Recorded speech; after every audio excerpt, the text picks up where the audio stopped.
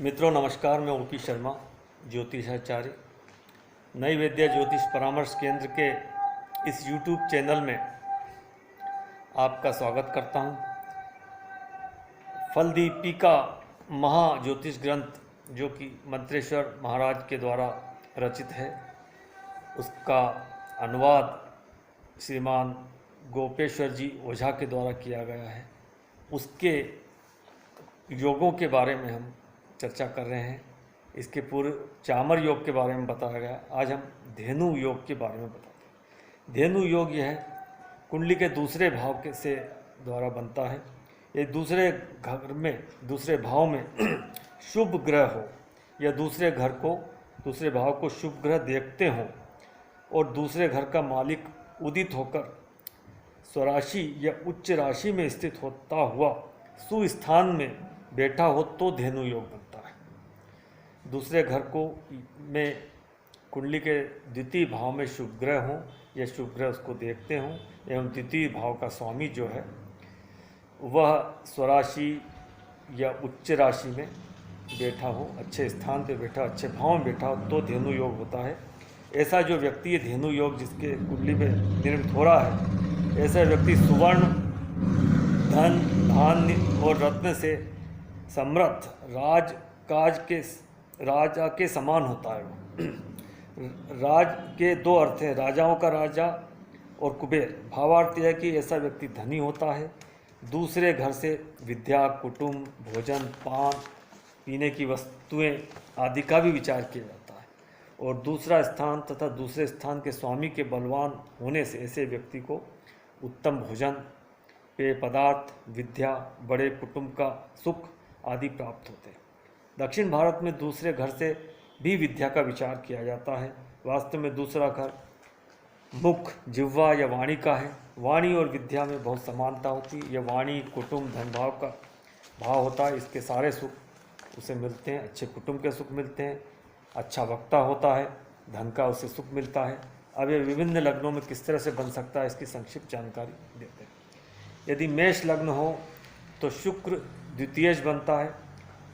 तो इसमें द्वितीय भाव का जो स्वामी है शुक्र यदि द्वितीय भाव में हो या सप्तम भाव में हो तो ये धेनु योग बनता है।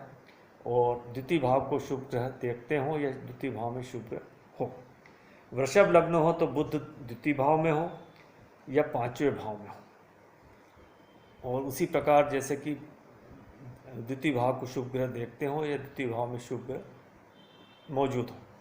मिथुन लग्न में चंद्रमा द्वितीय भाव में हो तो धेनु योग बनता है।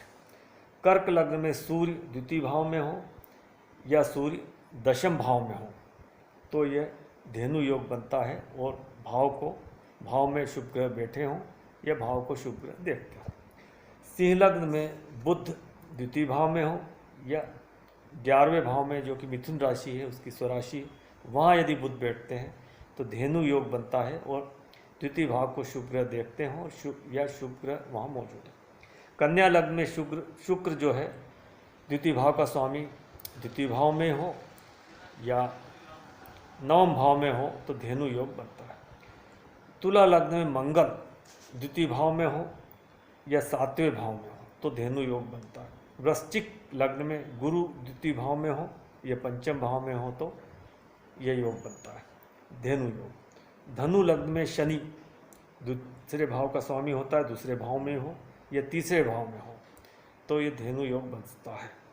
मकर लग्न में शनि दूसरे भाव में हो या लगन में हो मकर लग्न में तो यह योग धेनु योग बनता है।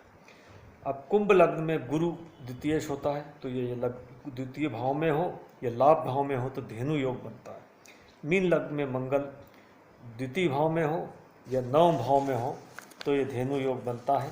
और इस तरह से धेनु योग के जो फल होते हैं वो जातक को मिलते हैं कि उसको धन का सुख होता है, बड़े कुटुंब का सुख होता है, पेय पदार्थ, खाने पीने की चीज़ें उसको पर्याप्त और अच्छी मिलती है, और वाणी का अच्छी वाणी होती है तो ये सब सुख उसको प्राप्त होते हैं। इस तरह से धेनु योग के बारे में बताने का प्रयास किया गया। आपने वीडियो पूरा देखा, इसके लिए मैं धन्यवाद देता हूँ। वीडियो यदि पसंद आया हो तो लाइक कीजिए, शेयर कीजिए, चैनल को सब्सक्राइब कीजिए। नमस्कार।